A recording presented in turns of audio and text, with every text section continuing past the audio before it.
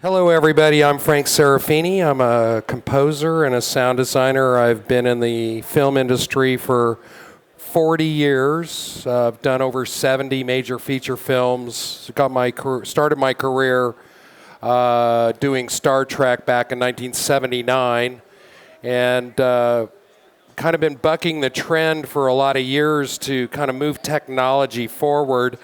You can check out my Monday performance, which talks about kind of the history of where we've gotten from 40 years till now.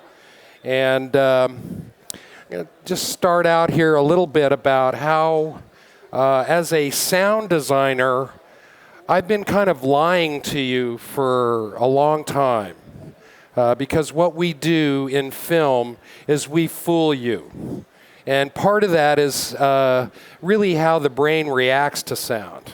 The brain can actually perceive, in this room, for instance, right now, we're hearing so many reflections and sounds and everything. But really, the brain is focusing on one thing at a time.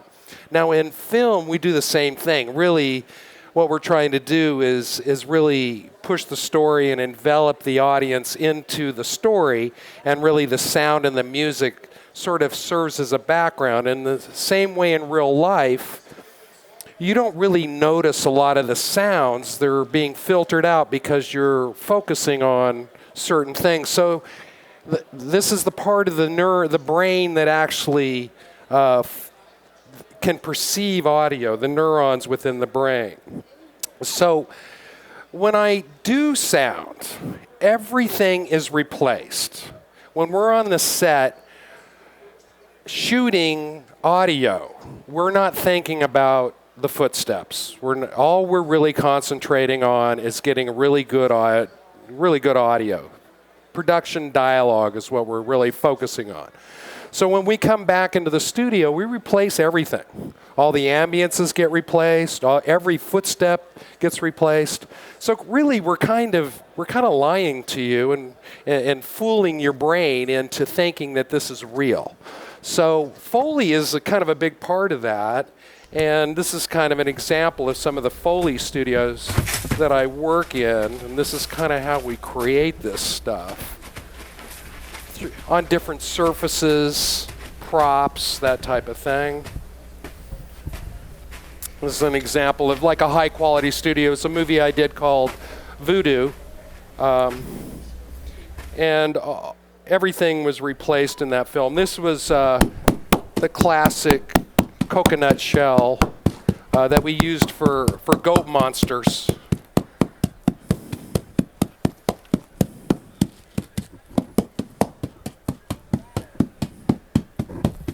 And then this is the facility. These are the types of facilities that we work on.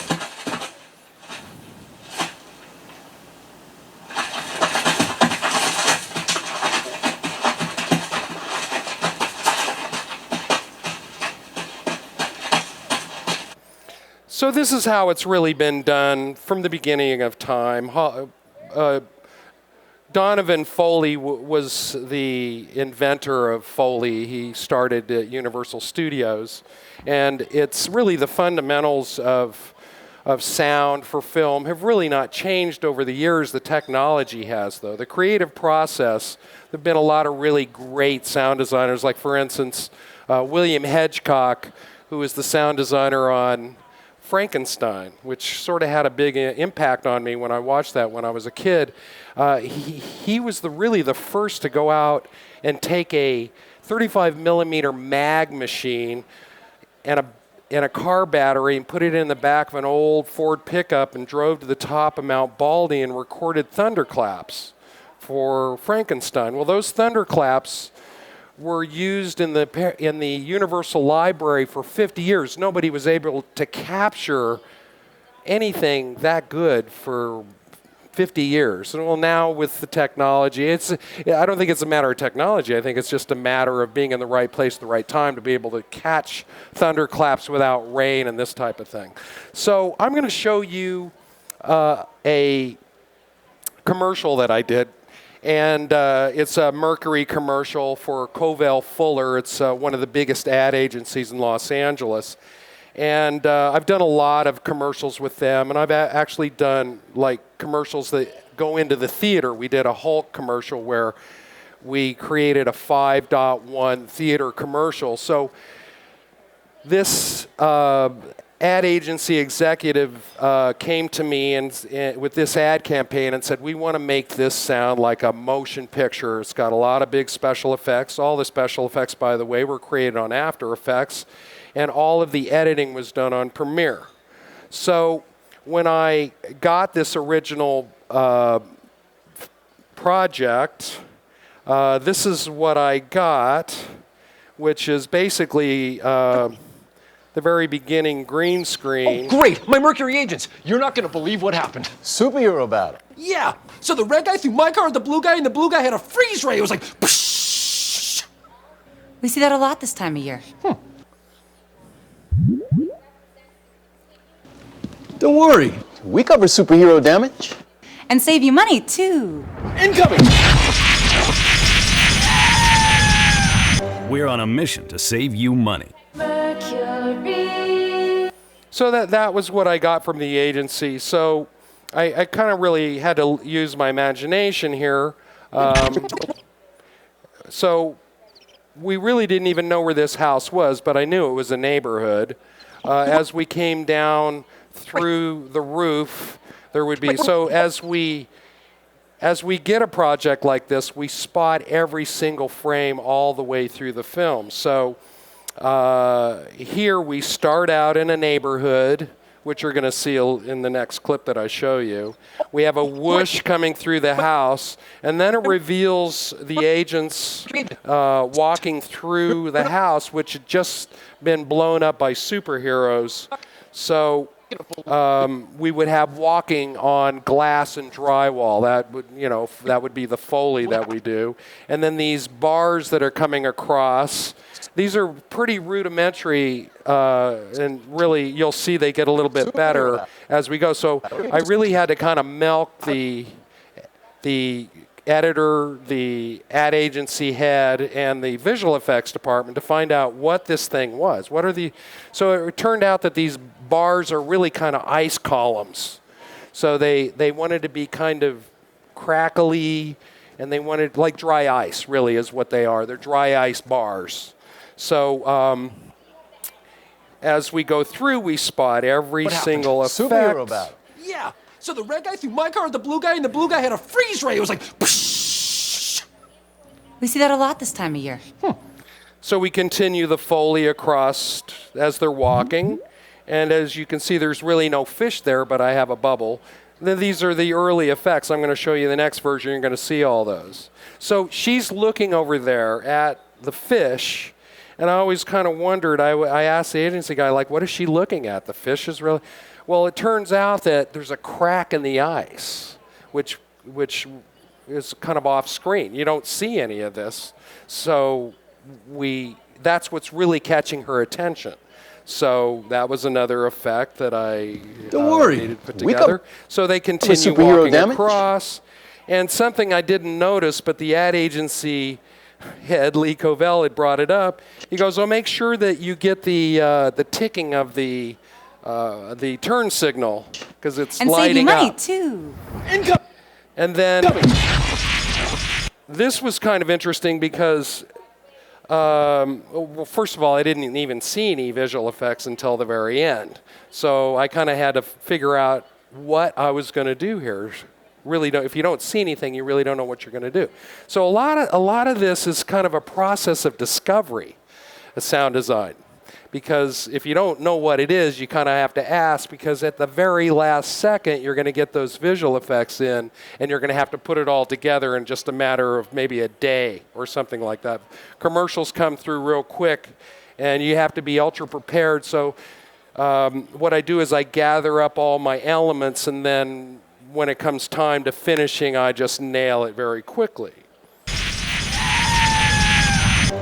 So we kind of liked his scream there, but I thought we could get a better performance, so we went ahead and looped that actor as well, which I'm going to show you here. And then this little logo that they've had from the beginning of time, We're on a mission to which save you've probably you money. heard a million times. Well, it turns out that we had a low-res MP3 version of it that the agency didn't even care about because they don't know audio.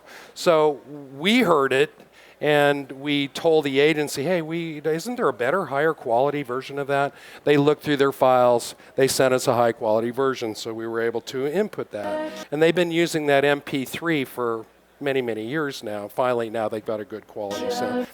So then the next version I got was a little better. So now I had a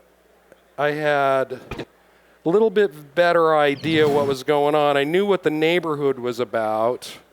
I had a better idea of what these columns were all about. You're not gonna believe what happened. More sizzle, steam. Superhero battle. You can see that there's things are simmering in the background. I never So the red guy saw threw my any car of and the that blue- stuff. There's blue little guy and the blue guy had a twinkly freeze things, ray. which It you're was going to see in the next version.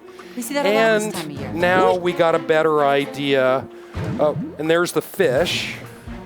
Don't worry. We cover superhero damage. And save you money, too. Incoming! Now I knew what they were doing. And what's kind of interesting about this is that they wanted to have heat and cold together. So I took a fire torch and we put some ice, dry ice connection together. And I'll go into showing more of that. One of the things that I got from the editor was a list of sound effects that he had cut in. So this is what I originally got from the editor, the birds, the different birds, and then space bubbles for the... And these have all been kind of approved by the agency. So it's probably best to kind of stick with the effects that the agency likes oftentimes. And editors tend to be pretty good sound editors. However, my library, I have over 500 and probably 600,000 sounds in my library. And so a lot of the stuff conceptually can be built by the editor, but oftentimes I go back in and I replace it with things from my library. Now, as I was spotting all of this, there's certain things that happen in sound off stage that you don't hear. And in real life, that happens a lot. So let's just kind of go back and let's spot this and just get an idea about what kind of sound effects we're going to put in here. I'm going to go back to Premiere here. We're going to play. So here we have a neighborhood. So we're going to have birds. Okay, well, what happens when superheroes come through and they tear up a neighborhood like this? Well, you're going to hear a dog barking because the dog's going to be... There's dogs in neighborhoods, and they're going to react to this. Car alarm. It was an earthquakey type of thing, so it set off the car alarms. The first responders are coming. The cops are coming. So all of these things are created off stage to create this natural feeling of something in urgency. Psychologically, give the feeling that really this is going on. And that's what we do. We're fooling you by putting in all of these elements of sound effects that create a whole psychological feeling. So as we're going through, I created a whoosh coming down through the roof there. And then these were kind of interesting because what I did was I took a whoosh and then we processed it through the Doppler effect in Audition, which gave us a really interesting effect because this Doppler element, I haven't seen this plugin in any program. So I really like it for creating special effects sounds. I'm going to play that for you here in a second. So we're coming and we're passing by through the beams. What happened? We've got the Foley of the agents and the two guys walking up. The girl is wearing boots. The other agent's wearing Gucci shoes. and the front guy is wearing sneakers, all right? And they're walking on a kind of a wood floor. I had to find out what kind of floor that was. And then, like I said, there's glass and debris all over the place. So that was one of the elements. As you're coming through, we have a Foley slap on the guy's chest because that's a really big hit that wasn't really recorded in production dialogue, so we had to get a nice Foley hit. I actually just did that. I just created it myself. And then, of course, the big special effects sound, which is elements that I take out of my... Save you money. So I'm going to play the whole thing with all the effects, and then we're going to go back and just kind of analyze it a little bit. Here we go. Great, my Mercury agents. You're not gonna believe what happened. Superhero battle? Yeah, so the red guy threw my car at the blue guy, and the blue guy had a freeze ray. It was like, psh! We see that a lot this time of year. Really? Don't worry. We cover superhero damage. And save you money, too. We're on a mission to save you money. So basically everything in there, as you can see, what I had from the beginning, was replaced. All the footsteps, all the background sounds, all the dog barking in the background, the car alarm going off, the emergency responders coming to check out what's going on. So that was all kind of the atmosphere that we created in this commercial.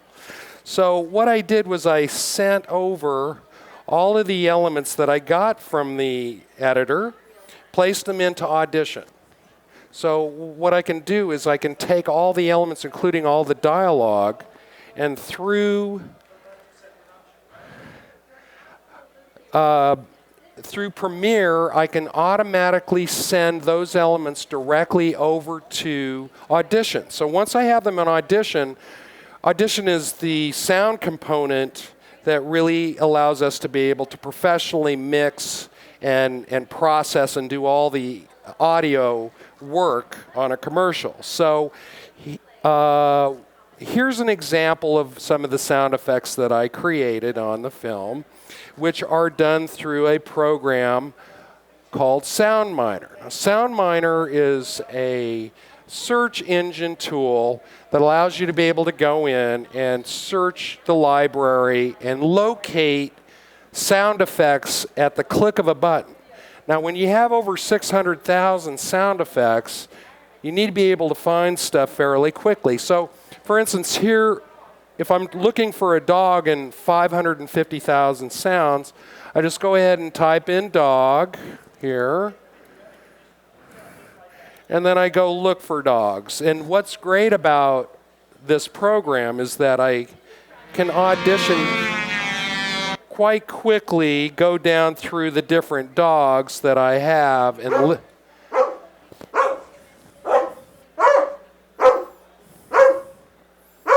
okay, that sounds like a pretty good dog. So this is one of the really great aspects of Soundminer. Normally, you would have to take the whole file and drag it into your timeline. Now, with Soundminer, I only really need about 4 or 5 barks, okay? So I define the area of which I want to use. I go over to Spot to DAW, and I send that right over to, right over to Audition, okay? There it is. Just what I just chose. So I'm not sending over the whole file, I'm selecting exactly what I want into the timeline. Once I've got it in my bin, here it is at the very bottom. I listen to it, okay? And then I just drag that into my timeline, and that's how quickly I can make an edit.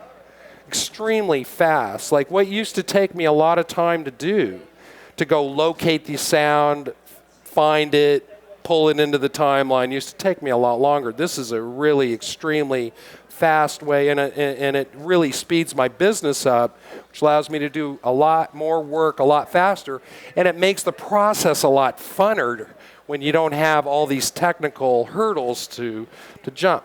Now, for instance, the music on this, I'm also a composer, and I've done music for this ad agency, but these days, the paradigm of hiring a composer has kind of changed from those old days.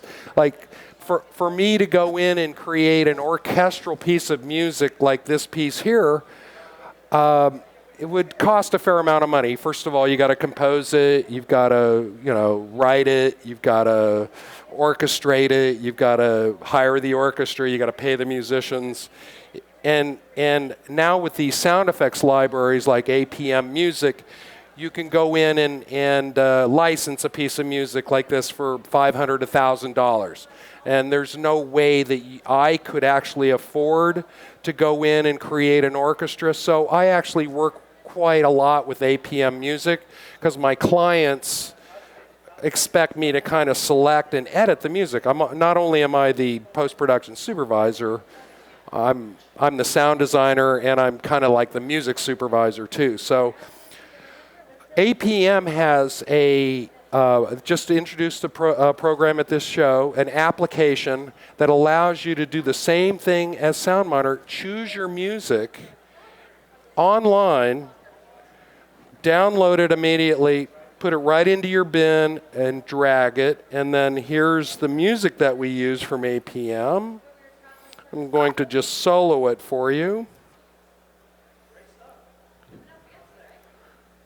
I don't know why I'm not hearing it. Oh, it's because it's muted here. Here's the music.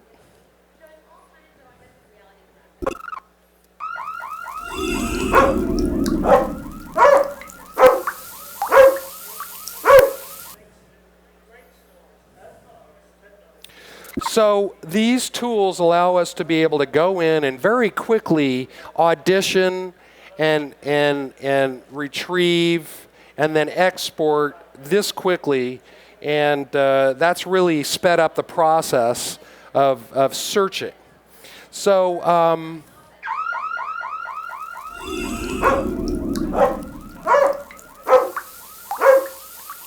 I don't know why it's not playing everything back, but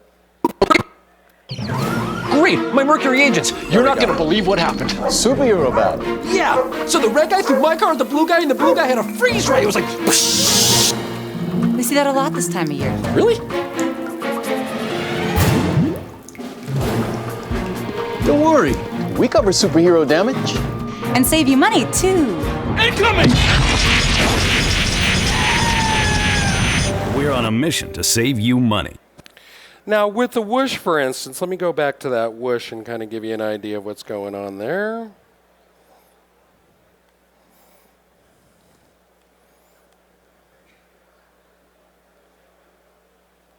Oh.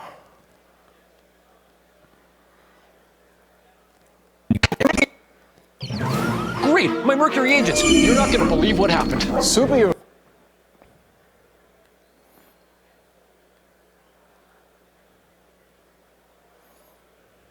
How do I minimize the screen?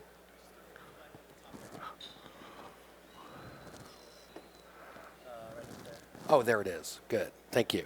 Okay. That's how you minimize the screen, by the way, right up here in this right-hand corner. So what I did on this whoosh, for instance, this was the original whoosh. Okay. Now, what I wanted to do is, as you were going through that ice beam, we wanted to be able to create a special effect. And so I took this whoosh, and then we ran it through the Doppler effect in Audition, and this is the special effect that I got from it. And this is the original. So you can hear there's quite a bit of difference in the processing.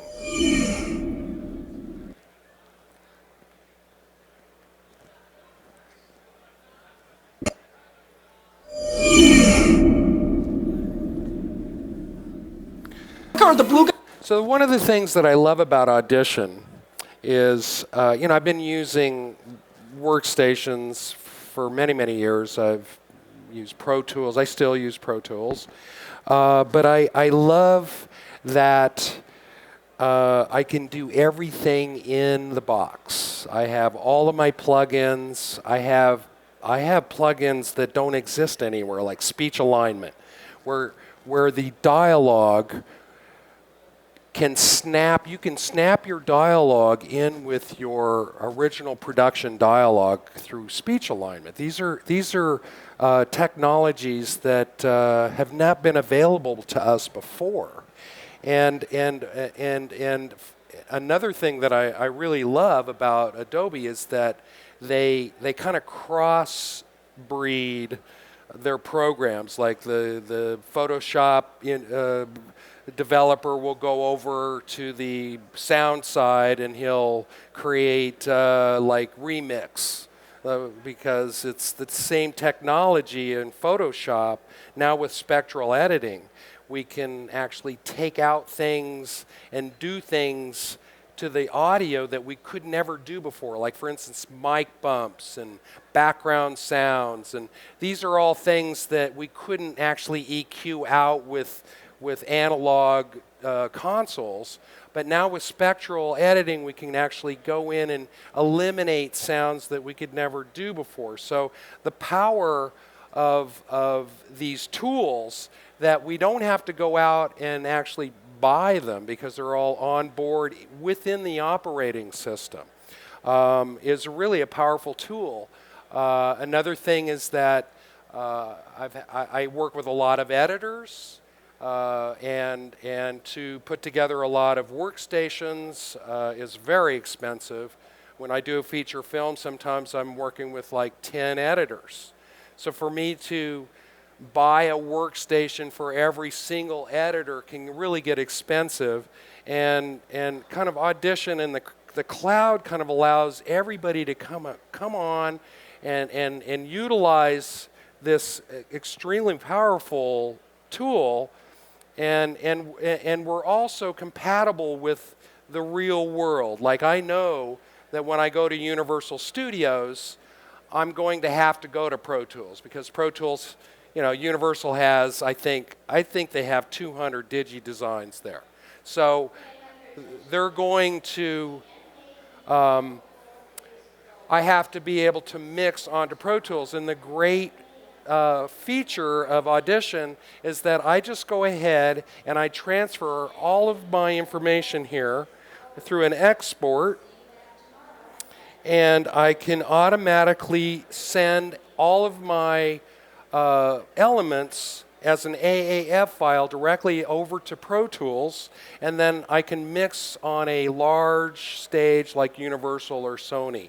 So we're looking into the future of being able to mix all of our feature films using Audition, and we think this is going to happen fairly soon. And I've been doing this a lot of years, and it's very hard to change the religion of a user that's been been working on a system for all these years. So, and I've done that. I was the first to actually implement Pro Tools on Hunt for Red October, which won the Oscar, and then the next film that I did, Hunt for Red Lawnmower Man, we were able to actually implement dialogue editing, which had never been done on a digital audio workstation before. So after that, it really kind of became the standard, and it's been the standard for a lot of years. And I've always kind of been searching for the all-in-one box where everything is within the same operating system, and really Audition kind of delivers that for me. So I really love this program, and I think we're going to be seeing a lot of Audition in the future, and hope to see it in major feature films and how we mix films in the future. So I thank you all for coming, and I'll be available if anyone wants to ask any questions. Thank you.